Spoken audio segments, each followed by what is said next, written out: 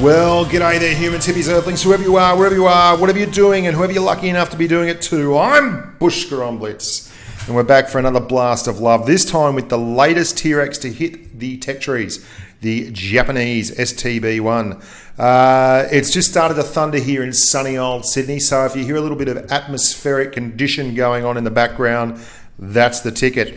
The STB one is a fantastic little tank. It's actually not that little, but it is very, very sleek looking. I find it very akin to a Leo with a squashed head. In terms of playability, you're thinking a lot like an M46 pattern. But before we go any further, I'll just let you know, as usual, this is a review, value-adding content, and as such, this is a patron post, boys and girls. If you haven't looked at patron sponsorship, I will stop rabbiting on about it, but go and follow the link here that you'll see pop up. That'll take you to the Patreon webpage. If you're interested in sponsoring the channel and helping make tank love, then that's the ticket. That's where you want to be. Howdy doody. The STB one, it's like a pattern. It's got lovely gun depression, 10 degrees of gun depression, which is really the Japanese line's hallmark. And it's quite quick, about the same kind of pace as the M48 and such, a little lower profile, but it's based on the chassis. Now, apparently, Pimp Daddy told me that the chassis of the STB1 was a direct copy by Mitsubishi of the German Leopard tanks chassis. And there's no surprise then that the chassis itself is wafer thin and very, very easily penned. In other words, avoid exposing the chassis at all times if possible. It's a really interesting tank in that I think this is what the FV4202 and the M48 both aspired to be. It's got a reasonably strong turret. It's certainly not overpowered. It can be penned in spots. It's not like a T62A's. Very, very easily penned chassis and excellent gun depression. We'll have a look at some stats on it now and just talk about how they affect the overall gameplay of the tank too. The mobility for starters, it's pretty quick, 53 km/h speed limit, very, very agile, 52 degrees of traverse, which is excellent, and 42 degrees of turret traverse. So you're not going to have any issues when you're brawling or weaving or trying to move from place to place with doing that. It's certainly got the guts for that. And even though its horsepower to ton ratio doesn't stand out as something exceptional, it just gives the lie to that stat. The most important thing here is terrain resistance stats. And the terrain resistance stats on this are quite solid.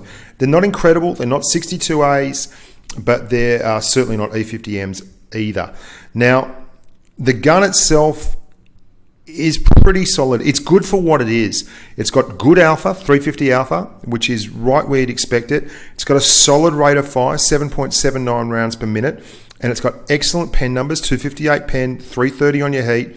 The dispersion is not incredible, 0.36 dispersion, but it does have a 2.1 second aim time.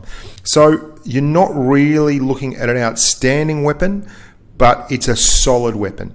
If it had the kind of gun that the 62A has on it, or the kind of accuracy that Leopard and the E50M have, then it would certainly be much more overpowered. In terms of DPM, this is where you're going to rate. You've got your object in your 62A about 3,025 damage per minute, 2,800 for the Leopard, the FV4202 2761, and you're just between the FV and the M48A1. You're 2,726 damage per minute.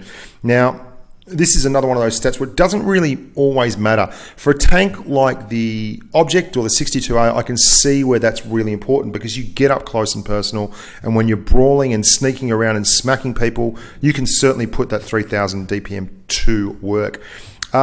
With the FV4202, I can see that a little bit too, but with the STB, its real joy is in its gun depression and working the hills and bouncing shots off that lovely turret. So you've got more than enough DPM to do that. 2,700 damage per minute before armor, before adrenaline, before vents, before rations and everything like that. So don't worry, you can certainly put it away. And tier 10 mediums, even the worst of the tier 10 mediums has decent DPM, and the best of them has incredible DPM.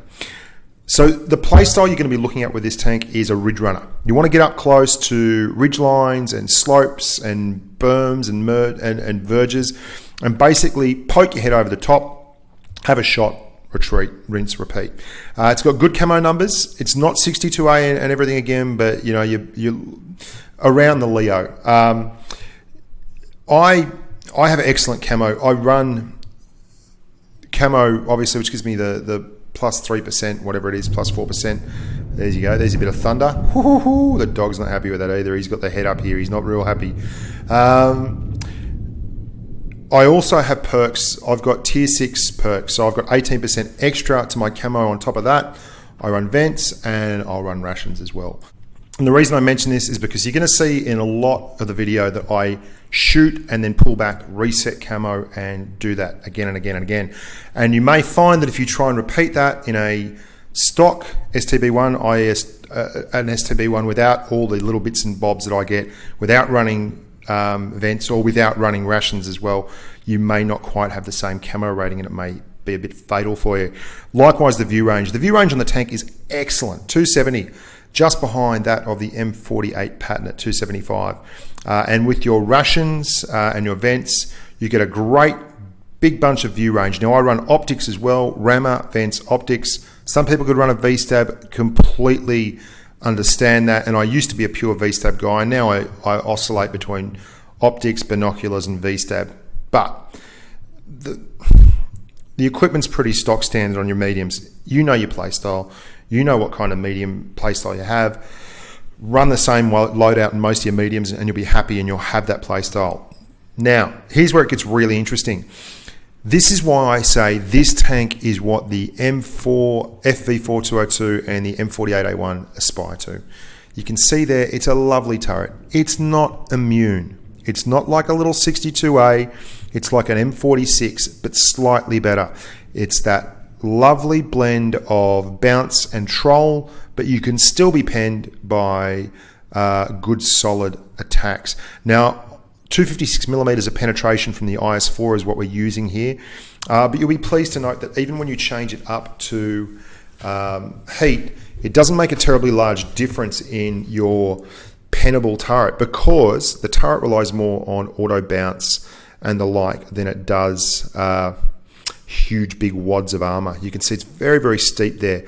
It's quite a special looking tank. It's got that very, very squashed turret, which is why I call it a green Leo with a squashed head. It looks like you've taken a Leo's turret and just flattened it down until it gets really bouncy and really effective. And you can see the gun depression, negative 10 degrees of gun depression.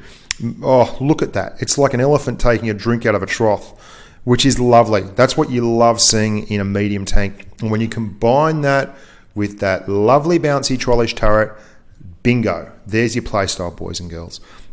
It's not an all-out brawler. It's not a wiggle, because you'll wiggle, you'll try and catch shots on your tracks, but realistically, you've got the chassis of a Leopard 1. And as we all know, the Leopard 1 is armoured with good intentions and angel's wings. It is absolutely kidding itself in terms of armour. This is how you want to be looking. When you're sitting at the edge of a ridge, you're looking down over it with that ponderous big nose, the 105mm looking straight down, and your gun depression is working for you, and it's really, really, really tough to hit. So that is very much the playstyle defined by the tank's armor and its armament and that gun depression. Now, I've found I struggle without gun depression. You can make do with it in the Russian mediums because you don't expect it, and you can adjust your playstyle accordingly. but I play a lot of tanks, particularly FV215B, where it's rear mounted, and I struggle tremendously without gun depression because I've based my playstyle around it. And it's one of the lovely things about this game is it's quite unique. It will give you a certain playstyle. Now, I am a much more reserved gamer than I used to be with these tanks when I first started out, and I've just gone and started cleaning up some of the stats on my old tanks because basically I was a YOLO king and I used to get smashed. And some of my older reviews I actually have changed my mind 1,000% on, and I have to redo. The Scent one for me is a particularly interesting one. I love the Scent 7.7 Mark 1 now, and I use the big L7A1 because it works exactly like this. It's got a solid turret, it's got great gun depression, and you work the ridge lines and you don't rely on anything like an armor profile on your chassis.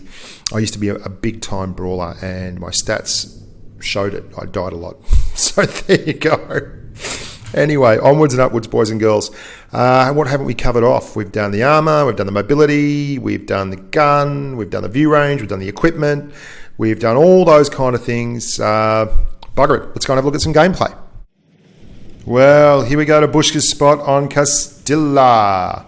I mean, if you've been watching this channel for any length of time, you know that this is my little calling card. This is where I like to go. It's a lovely spot, especially if you're in a medium tank with a bit of camo and a decent gun, and a tier 10 medium, it tends to have that in spades, unless you're the poor old M48A1 or the E50M. Well, the M48A1's got worse camo than the E50M, which is hilarious.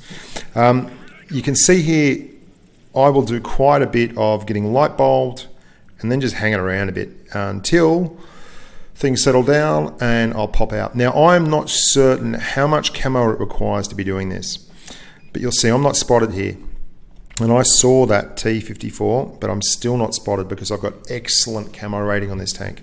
I'm running vents and I'm running the little Japanese eggs there, the Rashons. So I have a better camo rating than most of the field, as well as having level 6 perks, and it lets me just take my time here with this shot and make sure I pump him. Now I'm going to pop, but I've not moved because he thinks he's been hit from the other side. Doesn't matter. You'll notice how methodical I am with this tank. If this was a 140 or something, you could be pushing out there, holding a little longer, angling it, bouncing off the front of that upper glacis where you got like 202 millimeters plus a really super duper flat angle. Even an FV4202, which has the most crazily angled upper glacis in the game, you can do that with, but not with this tank. It's a little bit fat and floaty at the front. And because of that, you don't want to be sticking it out there when you are spotted. And I've actually had some terrible moments where I didn't realize I was spotted until the shell hit and then the light bulb went off from like 183s and such, and gee, they can wreck you. You have a lot of problems as a Japanese tank with big HESH firing and HE firing monsters, high caliber guns like the E4, the E3, the 183. And if you don't learn to be a little bit cautious with them, you're going to have an awful struggle. You've got 7 minutes in a game, so you want to build a score, and that's basically what we're doing here. Where, again, I'm not giving them anything. There comes the incoming shot, so I get a free shot at the IS-8, pull back, set up again. Don't give them any easy shots. All they had there was a little side-scraped track to hit, and we leave it alone and move on. Come around here and get another shot in. The reason this is a really good spot too, and not just because of this tank, is you can see all the people that like to go field and hill and camp it up. As soon as these guys move forward into this little kill zone here, people get shots right down and generally into the unprotected rear of these tanks that are trying to chug on me. Like this T54 here, you'll see he gets lit up. It's a really bad place to be if you're in an enemy red. I've gone to heat. I don't care if you don't like it. I've gone there because I absolutely 100% have to penetrate, have to kill this guy. I have an IS-8 tier 9 on my left, and he cannot be allowed to have free shots. So everything went in there just as you'd expect. He panics, and onwards and upwards. And remember how I said this is a kill zone? That's exactly what it is. He gets taken out as well by that T28 Proto, who is up there in the hill. Now, this isn't particularly showing anything amazing in terms of gun depression. It's showing it's got good camo, it's got a nice weapon, it can hand out the damage, and it's mobile. Now, they're all good things. There is one particular reason I wanted to show you this game, and it will become apparent after we watch the next game. When you see the end of this game, have a look at the damage numbers and the experience gained, and then we'll have a look at them at the end of the next game and compare, and it'll show you a big part, some really big things in terms of how you make money, especially if you're grinding tanks and you're a low tier tank in a big game, things like that. Yeah, the Object 704 for some reason called the team idiots. I don't know, it's quite possible they were playing poorly up the top, but they all seem to do the right thing. I wanted them there, and they went to the right spot, they held the line, and all I got to do now is go around the back and touch up these last few targets. And Bob's your mother's brother, or Bob's your uncle. For those of you of an Asian bent, that means just a term saying everything's easy in Australia. I don't know why, it just is. Yeah, I stopped to have a conversation. I need to stop doing this. Stop talking to people. This IS-8, again, just pump out, pop him. Nice solid tank, really good camo, using the bush. As soon as the light bulb's off, we're out of there.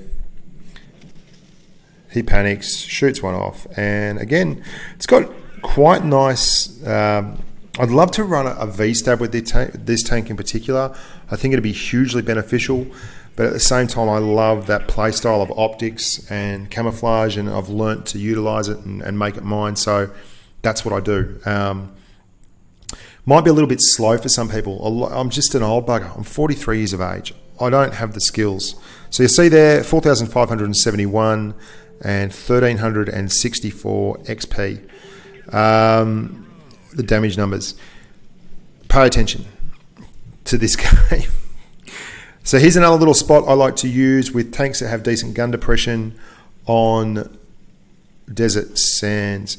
You can get up here and have a squeeze across, and I've loaded heat because I want the first one to go in. However, they don't appear to be there. We've got very, very good view range with your optics.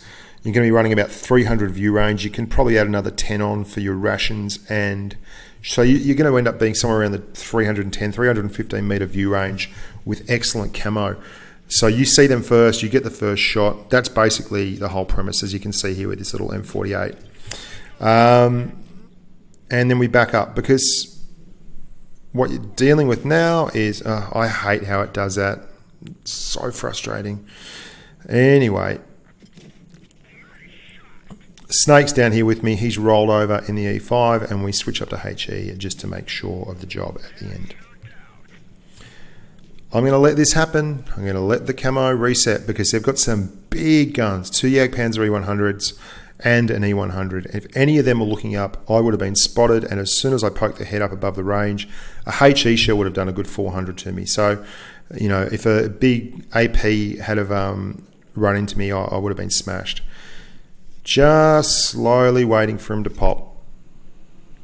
Nah, nothing there. Bit of a waste. Switching between ammo types all the time. I popped adrenaline so that I can just permatrack him, but he obviously realises now that he's about to be permatracked. He blows his kit and backs the hell off. But that conk really needs to understand that he is in a tier 10 match, and his turret is certainly no ST1s. So he's a very easy pen for me from up here. This is a great part of this tank. It's got a good enough gun. It's got a good enough penetration. If you're a little bit careful with it, you can do all kinds of beautiful things. Now, Snake's moved up on my right, and they're predominantly all down here. I'm just being very, very patient. Using that gun depression, you can see we're just up on top. We can view down. We've got a great look. We've got people in front of us spotting. This is just legitimately a lovely place for us to be. Until, of course, all the targets dry up. And once the targets dry up, you got to move, because that's all there is to it. Now, the Jagdpanzer 100 is going to hustle on up. We can't get a shot. That hits the dirt.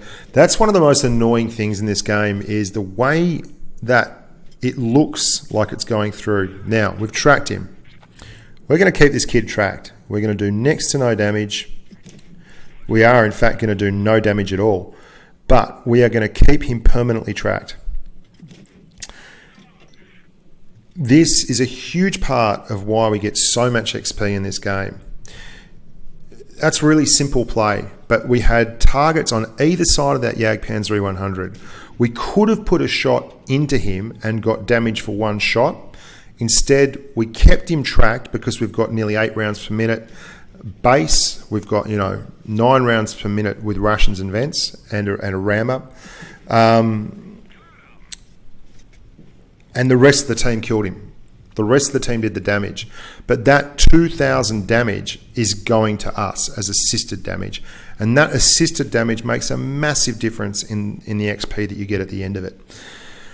Now we're pushing round. Their Jagdpanzer 100 is looking the wrong way now, unfortunately. There is, however, that ST still there, but Snake's coming over the top. He's going to take him. And Snakey, here he comes. He's going to try and block the old Jagdpanzer too. The prick. Yep. You bastard. There he is. He's grabbed him. Good work, Snake. 4 kills in the 215B. We did pretty well there. Again, you see it's a methodical tank, but that lovely bit of gun depression, it means that shots are always on offer. You don't have to go that extra little bit forward like you do in an Object 4. So 3,695 damage, 2,000 assisted damage to that guy. We got exactly the same XP we got last time, 1,364, but we did 2,400 assisted damage. So we did 1,000 less damage and still got exactly the same XP. That's something to bear in mind, especially when you're in a tier 9 game as a tier 7 tank or something. Sometimes just load up HE and kill the tracks. Now you might be wondering why I'm showing this at high speed and everything. I just want to run through it. This is really utilizing the gun depression. Why did I take so long then? Because we're in a really good game. There's a couple of 65% guys in the other team, and Cellbrock, who's like 67%, runs cellbrock.net. Very famous on the Asian server. Great bloke. Puts a lot of effort into the Blitz community with a wonderful stats page. If you haven't been to cellbrock.net, you should. That Blitz stars and WTB stars are excellent. Cellbrock's running the STB1 there, you saw. Only he does not have the benefit of being on a ridge like I am. Constantly resetting camo. Now they start hitting me here because they put speculators up into here when they don't. When I'm spotted on that one, but I pull back, unspot, reset camo, pop up, and very soon they just start firing randomly into the things, and it's quite effective. There you go. I'm not spotted, but whatever.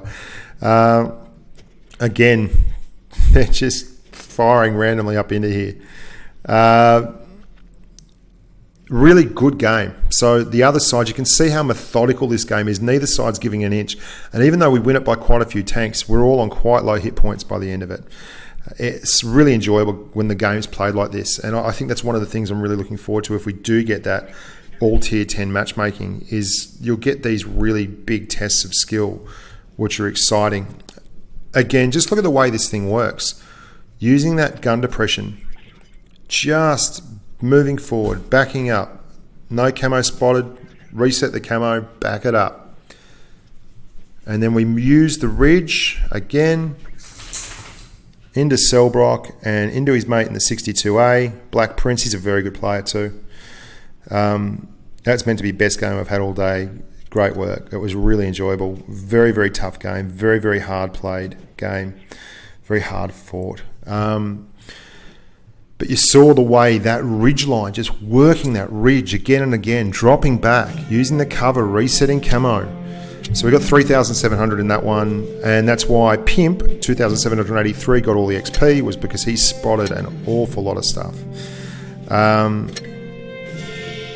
And we had a guy from FOE as well who was a very, very good clan on the Asia server. This is a disappointing one. This one, we actually lose this one. I make a couple of massive errors, which I'll point out to you as we go forward, but it does lots of damage. We hit point trade with some really shitty tanks and then try and save Snake, and in doing so, probably lose the game. But that's what you're with a platoon mate for. We spot a whole heap here. You can see, missed one with into the Panther. The Cent 7 Mark 1's coming down. I'm stupid enough to have auto aim on when trying to snipe here. So it follows a scent 7 Mark 1 into the rocks, and the shot goes into the rocks, and an easy shot that we've got set up there turns into a miss. Trap for young players. See? Bad Bushka. So that's 350 damage already that should have been in that scent 7 Mark 1. Snake's in trouble, but I figure we can get down here. Snake can hold, and we'll nut these guys, panic a little bit, and I've got Panzer 100 there on my left. You've always got to be aware when you're in a fragile tank like this of where the rest of the team is, where all the guys are that could be doing damage to you. We pink the 7 Mark 1 out, and auto aim puts it into the Panther 2. This is honest to God. Scent is Snake's desperately calling, and I shouldn't have worried about that. I should have just... Anyway. Into the Panzer 100. He's in trouble over there. In fact, he's getting hammered. I should have finished this Panzer E100 off before I went anywhere, but I did not. And he managed to do a little bit more damage. Straight over to the Tiger 2 because I'm worried about Snake. Now I'm torn. Should I go back and do the Panzer 100? Then the Tiger 2 turns. And Snake dies anyway. Which is just... And he's dead from someone else. And I should have just nutted him and then moved on with life. And a lot more of my humans would have been alive at the end, and we might have had a chance. But the rest of the team didn't exactly knock the socks off. You can see when you've got gun depression, maps like this become a lot easier to play. With the 140 and to a greater extent the T62A, you'll find in these kind of maps, you have to readjust your positioning at all times just to make through without the gun depression. You see right here, we were at one point 2 tanks up there, and I'm behind an E4. All these guys have to do is stay alive, but they're dying at a rate of knots. They can't get out of the way, and I don't know why. Anyway, more HE. Back of American tanks, always use a HE. Right there was where I should have run away. Wasn't feeling like it. Was feeling like being a hero.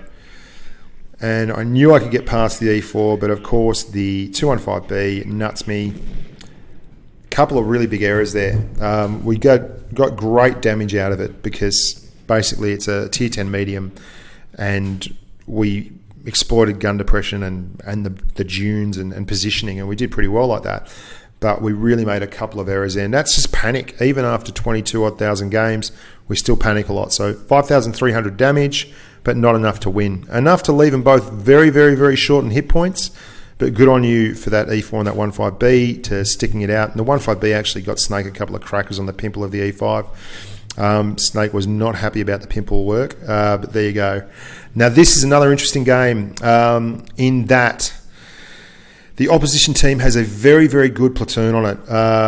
One of the guys is like 70-odd% after 20,000 games. Very good. There's an STB one in front. That's a 62A, I believe, behind there. Zhang or Zhao, or I forget how you pronounce it. Sorry, team. I'm just a poor boy from Sydney's northern beaches trying to do his best. Snake's there in the E5. Now, he's got this. There is no way that this guy is going to be doing much. He's trying to snipe back, but no one's pushing up on an E5 in an STB1 unless they want to absolutely get their socks rocked.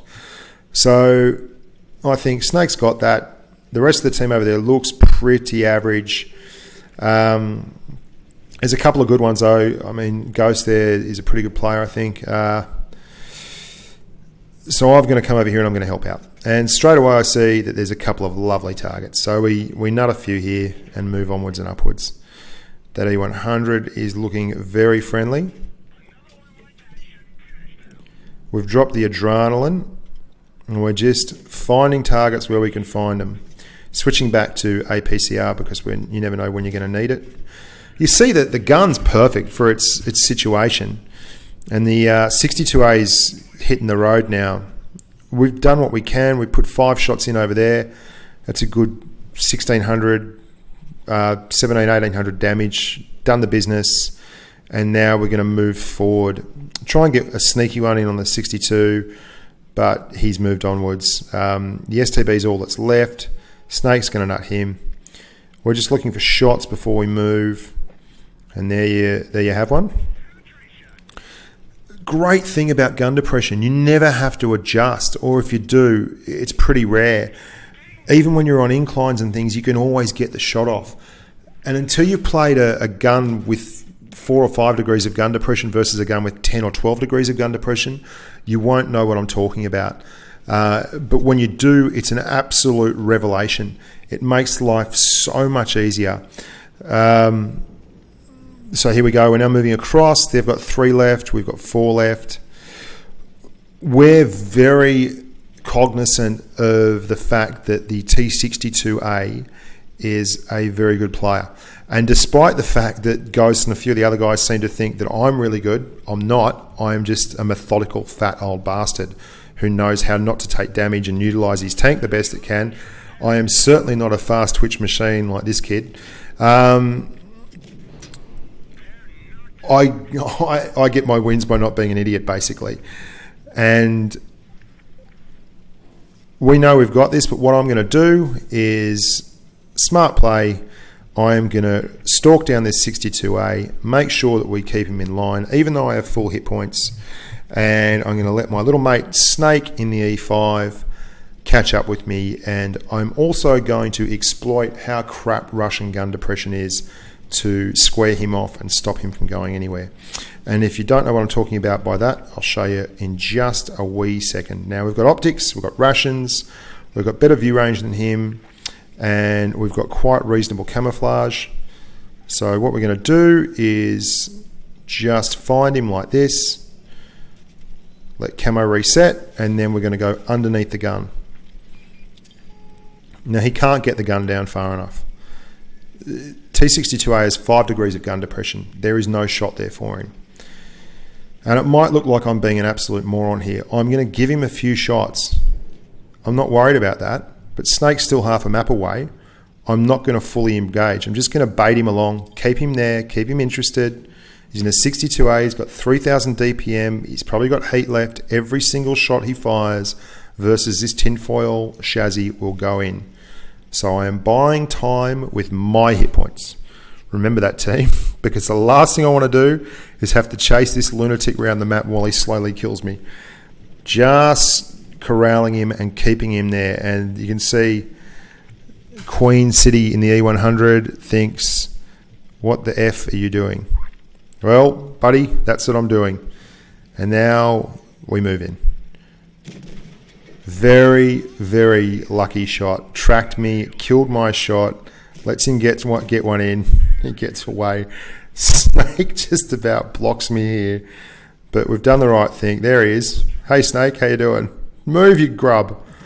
And now it's all over, bar the shouting. Now, if there had been just a normal human, I would have just run down there and brought him to death and hopefully only have lost a few hit points. But as it was, salute to you, Zhang. You are a very good player and we were not about to take you lightly. So that's all I've got time for today, boys and girls. The STB1, it's a lovely tank. It's got great gun depression. It's got a very nice bouncy turret. As you saw on that map, Middleburg map, you can just really utilize it to make an absolute killing. We've got a lot coming up. There is a full-blown Wargaming official drop tonight. A lot of you probably know what it is. Doesn't matter. Still dropping tonight. I can't talk any more about it. The 215B is the next up. The STB has been a long time coming, and the 215B is even longer. And then maybe the E4 and onwards, upwards. I'm just really happy to be back working the lines of communication and getting stuck in to the good old Blitz. Been grinding a bit in this old Panther too. Have a ram, my friend. If you haven't already, please do think about sponsoring the channel via Patreon. It's $1 a pop, as little as $1 a pop, as much as you want to spend, but $1 a pop for reviews like this. And you can set the limit like a limit of $1 or a limit of $5 total, so it's no big deal. I'm Bushka on Blitz. As always, you've been lovely. Thank you very much for making the magic happen and for sticking around with me. Stay safe for the battlefield and onwards and upwards.